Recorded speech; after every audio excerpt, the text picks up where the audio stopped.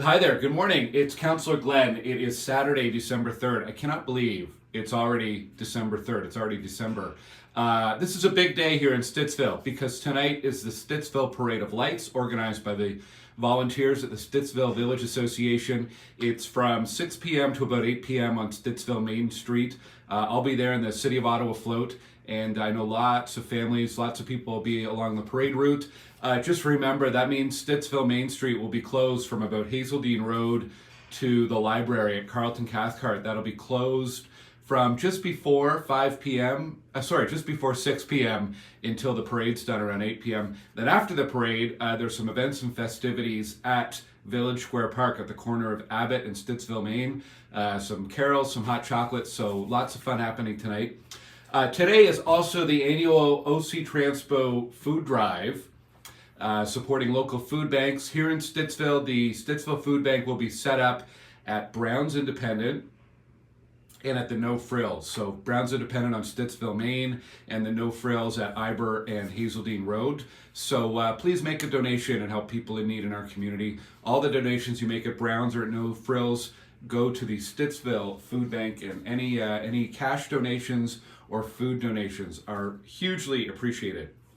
It was a super busy week in our community and at City Hall. As I'm sure you heard, the big news is the LRT Commission released its report. It's a massive report, over 650 pages. I really encourage people, though, to read it. I know you may not want to take the time to read 650 pages, but there's a smaller condensed document with an executive summary and the 103 recommendations from the report. And I'd really encourage residents to read that. Get a little bit beyond the headlines. There's been a lot of attention on the mayor and the city manager this week, but there's a lot more than that in the report, and I think it's a really good report. Some pretty serious findings and some good, strong recommendations that I want the city to implement as soon as possible. But I think it's worth mentioning here, just the inquiry, which is based on documents as evidence, as well as interviews and the hearings that were held at the beginning of the summer. The commissioner said they found many reasons for why there have been and continue to be problems with the LRT. So I just want to read through the 5 key ones because this is important. It says the city chose unproven technology for the trains that strained the limits of what an LRT system could do. RTG did not coordinate the work of its subcontractors and failed to ensure the integration of the various systems and components. An adversarial relationship developed between the city and RTG. The city rushed the LRT system into service before it was ready, and RTG and its subcontractors did not provide adequate maintenance.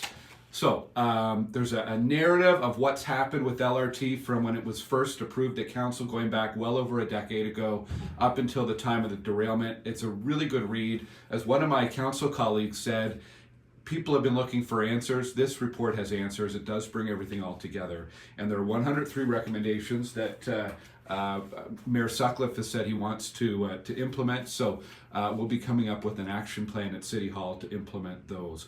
And the last thing is I do want to remind or ask residents to be patient. This is a big report, and I want to be really careful about making any kind of knee-jerk, quick reactions to it, or even quick actions to it. We really need to make sure we are considering these recommendations seriously and making sure we're making the right decisions going ahead for the public. Also, I think it applies to a lot more than just LRT and Stage 2 and future transit projects. The lessons learned and the recommendations are really valuable for many projects that the city undertakes, and any public body and really any private body as well. There's a lot of really good insight in there into risk management, into communications. So anyways, recommended reading if you have some time. Just go to Google and search for Ottawa LRT Inquiry, or you can go to my website. I've put some links there as well.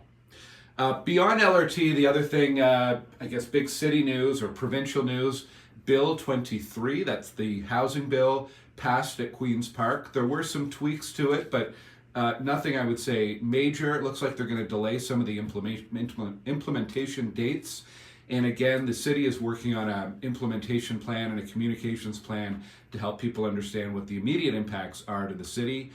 We did get a note from Steve Clark, the Minister of Housing, He sent it to an Association of Ontario Municipalities, acknowledging that there is a financial impact to cities, and it looks like they said they're going to audit some of the cities and determine if there's financial assistance that should be provided. And they're telling us to go to the federal government and ask the federal government for help. So still not a satisfactory answer there on finance and budget, but we'll continue pushing the province to help with the financial impacts of that. And we'll continue pushing back on many of the detrimental changes to the bill that's going to affect our quality of life and our natural environment in Stittsville and in the city of Ottawa. Today I'm at the ward office. I should have mentioned that off the top. This is CARDELREC. And it's a good place to remind you that recreation registration happens this week. It's Monday night for swimming programs. It's Wednesday for everything else. And the really good news is that the city has finally upgraded their registration system. We're now working with a third-party provider and a cloud-based system. So those long waits and the reloading of the registration should be a thing of the past. Crossing my fingers, here's hoping it'll be a much smoother process on Monday evening. You can find more information about that at ottawa.ca or on my website, glengower.ca. Also on my website, there's information about how you can put your name in for consideration to join a committee or a board. With the new term of council, we are recruiting for new public members on a number of advisory boards and city committees. So please check that out if you've ever been interested in participating. Board of Health, Planning Advisory Committee, Built Heritage Subcommittee. There's all sorts of groups that, Accessibility Committee, all sorts of citywide boards and committees that we're looking for qualified people to join. So check out my website for more info. Let's get a little more local. On Monday, I published the comments of the Urban Design Review Panel on the proposed development at 6310 Hazeldean Road. This is the proposal for a 9-story apartment across from where the Farm Boy is. The UDRP is a panel of expert architects and designers who evaluate proposals on some of the development proposals that come before the city.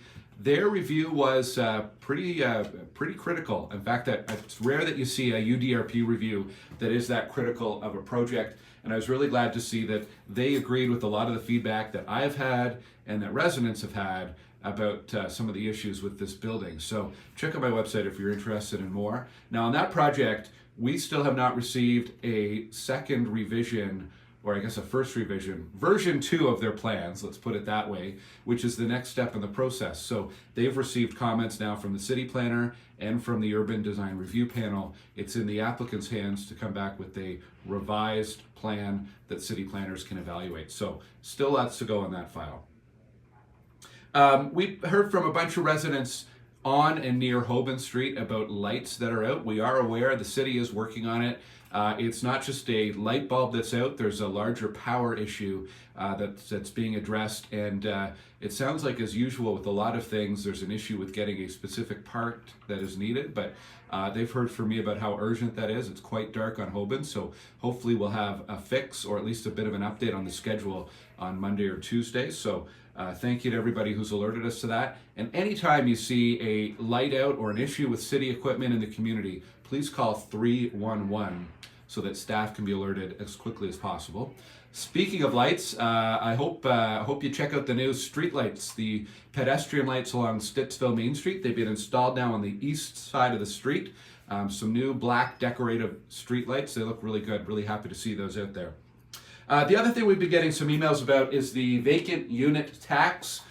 So yes, starting next year, the city is going to be adding a tax to the property tax bill of any landowner or property owner who has a vacant unit, a home or apartment that's vacant.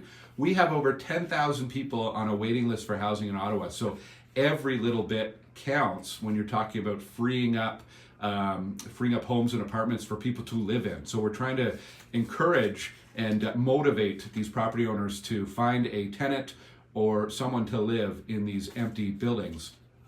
We believe, based on census and demographics, there could be about 2,500 empty homes or apartments in Ottawa. I know there's a few here in Stittsville. And based on experience from Vancouver, where they saw a 15% reduction year over year in vacant units. It means that if we're very successful, we could get close to 400 units that are then occupied, and that's a significant number when we're trying to tackle that waiting list of affordable housing. Now, it does require homeowners once a year to go into the city's website and check a box. And I know a lot of people are not happy about that inconvenience, but we have looked at other methods to do that and where cities have been successful. And the cities that have been most successful and had the most compliance are the ones that use this process. And I've had people ask me, can we use hydro bills or water bills? We can't, because there's some privacy issues, and it also doesn't properly indicate whether or not these units are vacant. There are exemptions, of course. If you are a snowbird and you travel south, there's an exemption there. If there's an unexpected death in the family, there's an exemption there. So there are some reasonable exemptions, maybe if you're in the military and you travel during the year. But anyhow, this is meant to tackle empty units and get more housing supply, more places for people to live when we're dealing with this housing crisis. Okay, a few quick last notes. Check out the Turcotte House at 18 Cypress Gardens. It's off of Bray Street. Once again this year, they've decorated their house. The theme this year is Elf. It looks incredible.